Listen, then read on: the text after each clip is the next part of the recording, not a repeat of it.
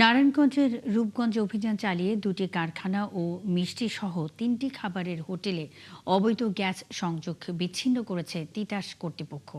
একই সাথে একটি প্রতিষ্ঠানের মালিককে ৫০,০০০ টাকা জরিমানা করা হয়েছে।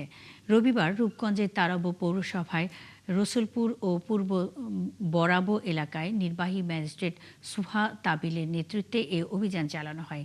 তিতাসের রূপগঞ্জ শাখার ব্যবস্থাপক প্রকৌশলী রিয়াজুল ইসলাম জানান, দীর্ঘদিন ধরে একটি অসাধু চক্র অবৈধভাবে সংযোগ নিয়ে গ্যাস ব্যবহার করছিল।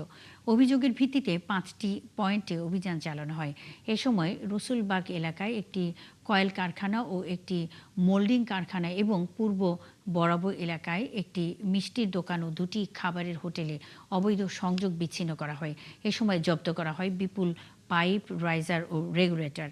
এছাড়া গ্যাস সংযোগ দেওয়ার অপরাধে মার্শাল্লাহ সুইট মিটের মালিককে ৫০,০০০ টাকা জরিমানা করা হয়েছে।